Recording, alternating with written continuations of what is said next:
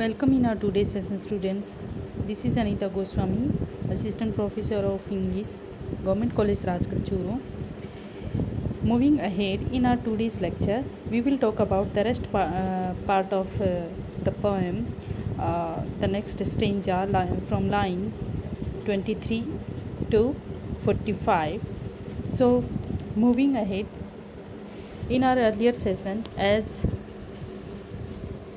we got to know that the whole poem is a series of fragmentary action, or there we find there are so many repetitions, refrains, and jumblement and fragmentary actions or ideas which are running in the mind of or in the psyche of our hero Prufrook, and there is always a kind of juxtaposition between the action or inaction.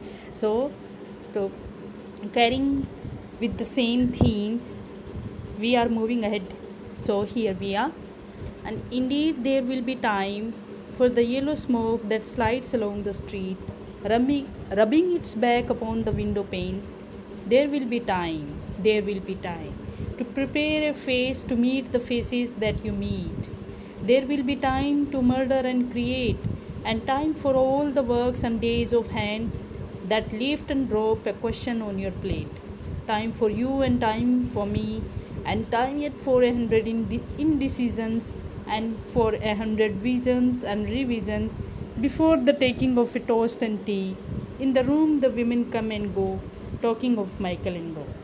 So here we find that the poet, the speaker, continues the same yellow smoke or the same yellow fog which is wandering like a cat around the house. So here the speaker is saying that there will be time to look at the yellow smoke that slides along the street and rubbing its back upon the window panes. So again he repeats the same thing. There will be time to prepare to meet people, to murder and to create. So there will be time for different actions.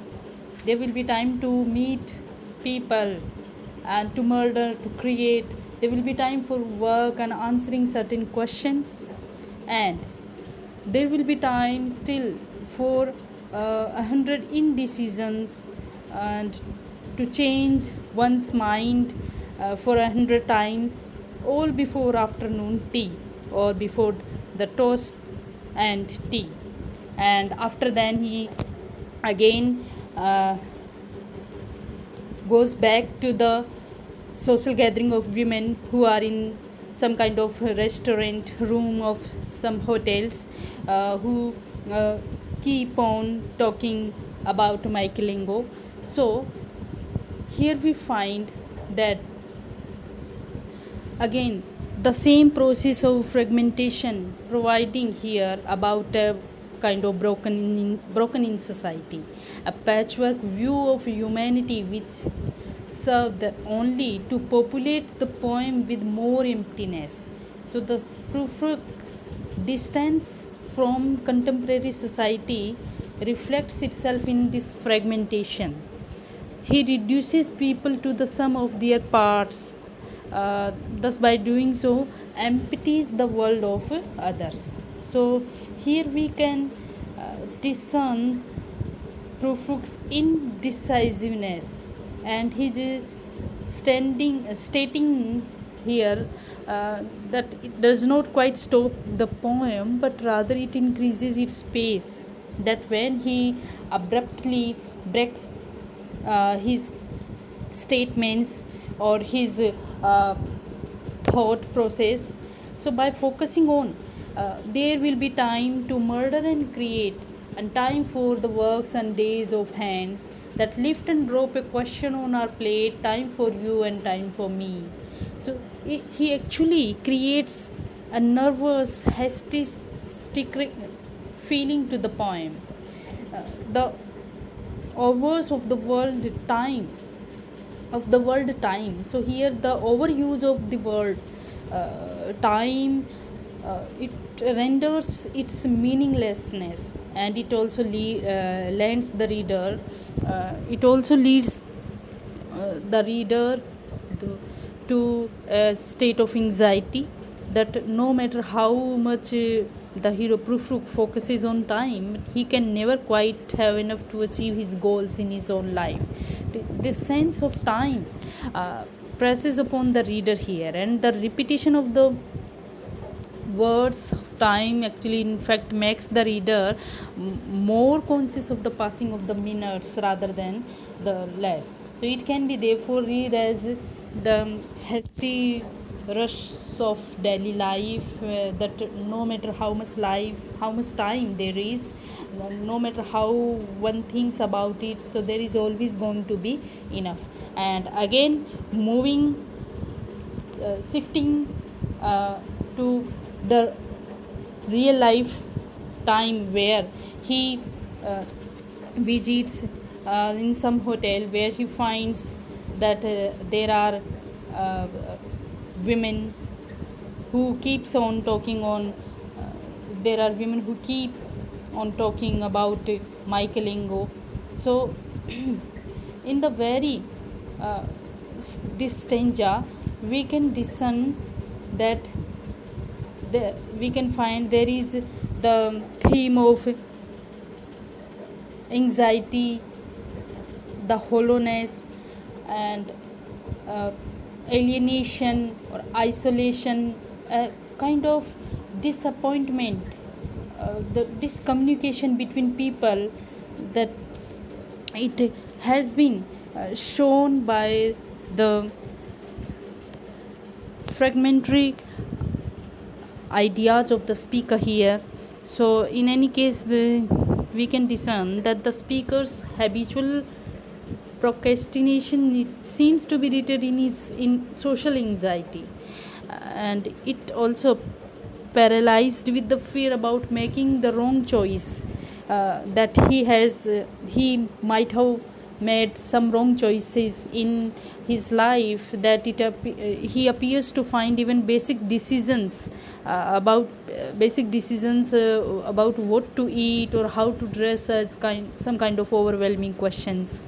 And when he says that and of 100 visions and revisions before the taking of a toast and tea, he should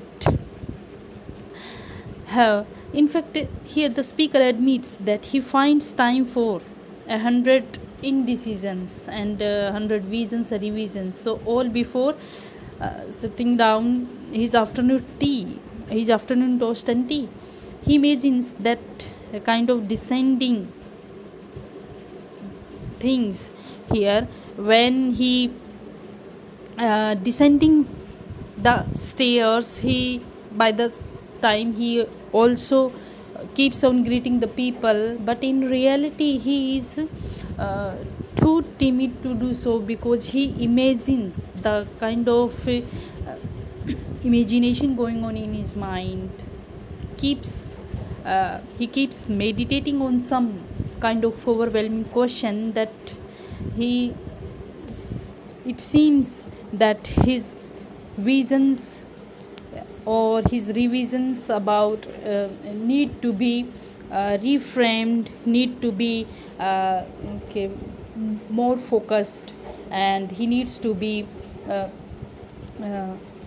work on so many decisive actions which he thought to perform at some point of time in his life, but he couldn't do so. Okay, and now moving ahead in our next stanza, here we are. And indeed there will be time to wonder, do I dare, and do I dare? Time to turn back and descend the stair with a bald spot in the middle of my hair. They will say, how his hair is growing thin. My morning coat, my collar mounting firmly to the chin, my necktie rich and modest, but asserted by a simple pin. They will say, but how his arms and legs are thin. Do I dare disturb the universe? In a minute there is time for decisions and revisions which a minute will reverse. So here again in this stanza, in these lines, we again find the same kind of uh, state of indecisiveness of the speaker here, that again he meditates in some kind of things where he thinks that there will be time to wonder, do I dare. So he wants to perform some kind of his pre-planned goals, but he hesitates a bit, that he again and again he questions, do I dare to do something, do I dare to perform some kind of thing. So it seems that here the speaker has a kind of habitual procrastination in his nature. It seems to be rooted in the social anxiety as well.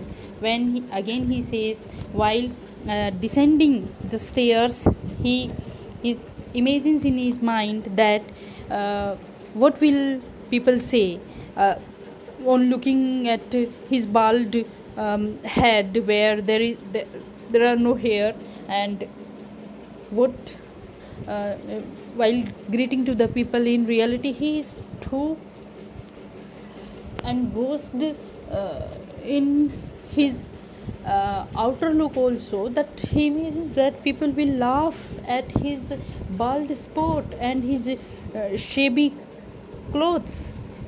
When he says that, they will say how his hair is growing thin. So he is very much concerned about his shabby outer looks, that what will people say when they look at his bald spot in the middle of his hair.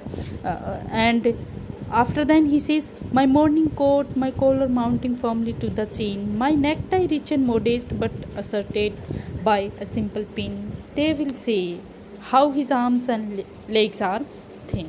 So he is also concerned about his clothing, his coat, his collar, and it suggests that the speaker is getting older.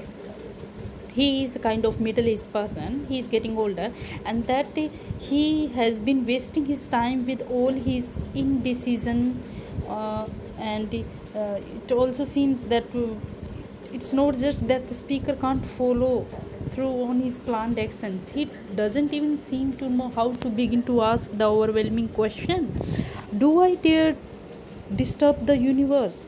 Again he gets confused. How should he begin? How can he dare to disturb the universe? In a minute there is time for decisions and revisions, which in a minute will reverse. So here the poet suggests that the kind of decisions he has taken in some past time, but he couldn't fulfill those actions, and he needs to take revisions on his planned actions, and in a minute he thinks that there will be a kind of reverse.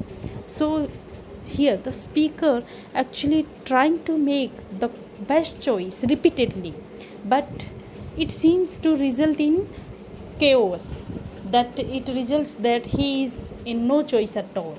So sometimes it feels that here the speaker gets paralyzed by a feeling of his inadequacy, that he is not sufficient, he is not capable to do something in its fullest sense.